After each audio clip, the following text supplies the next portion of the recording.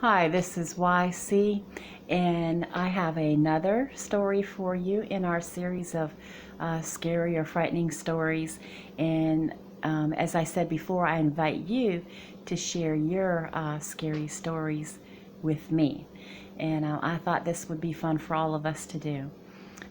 Okay, so this is the second one, and this takes place later on in the years after I've already moved from Canada to United States, and I worked second shift, and I lived on my own at the time. And there was when I drove up in my driveway after I worked that night, I noticed there was a big stick against my front door.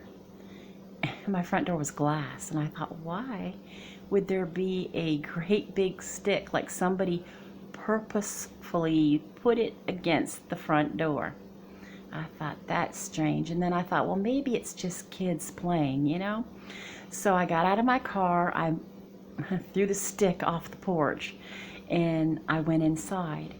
And I didn't hear nothing, but I did see that whoever it is got inside, because I usually throw my change in this ashtray on the countertop by the front door, and all my change was in a row. It was all lined up. A whole bunch of pennies were in a row, and then some nickels in a row, and some dimes. And I thought, well, somebody's been playing with my change. So when I realized nobody was in the home, I just went ahead and shut the door, locked it up. Well, I got ready for bed and everything because, it's second shift, it was late. And when I sat down, I saw this little blonde girl come around the corner from the other side of my house. And my home had a couple bedrooms and two bathrooms, and the living room, dining room, kitchen, all that. But I never went to the other end of the home. I didn't have a reason to. It was more like a guest wing. And I saw her come around the corner from there. I thought, oh, one of the kids is in here. Whoever was playing around here, they got into my home somehow when I was at work. And I said, hello, come back. And I went down that hall, went down that wing, and I thought, well, where are you? I looked into the bathroom, nothing. I looked into the bedroom, under the bed, in the closet, all around, nothing. And then I came back out and I looked all around. I looked all around my furniture, my couch, everywhere, thinking, okay, she's hiding, right? Nowhere to be found. And this went on for a couple nights where I'd see this girl and I'd hear her laugh. Like she'd come around the corner and peek at me and go, you'd hear, you'd hear this little laugh. And I thought, okay, this is really freaking me out. Who is this girl? Where is she coming from? Could never find her. I thought, well, it's got to be a spirit of some kind. And I thought, if I tell people, they're going to think I'm nuts out of my mind. So some time went by, several days or whatever.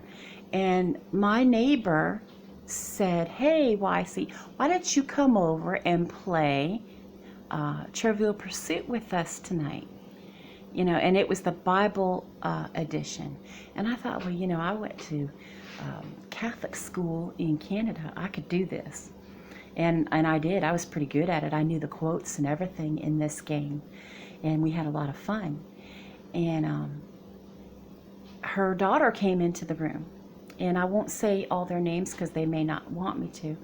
But I looked at her and I said to my friend, I said, you know what? I said, don't think I'm crazy or anything, but I have this little spirit around my home.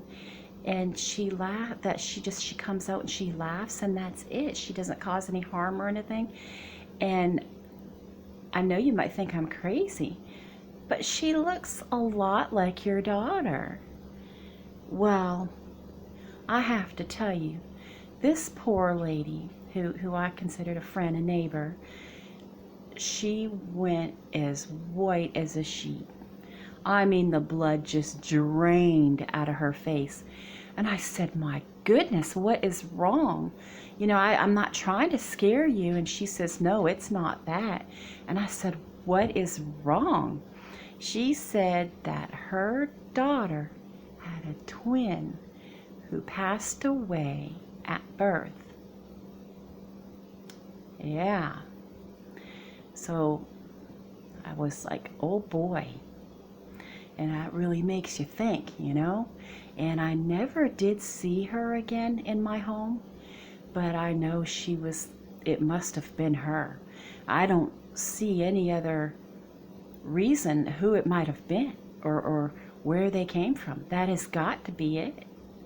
I don't know. Maybe you can share your opinion of that with me, or maybe you don't think that that's likely, and you can share that. But that concludes another one of my scary stories. And I hope you have a great night, and I'll see you later.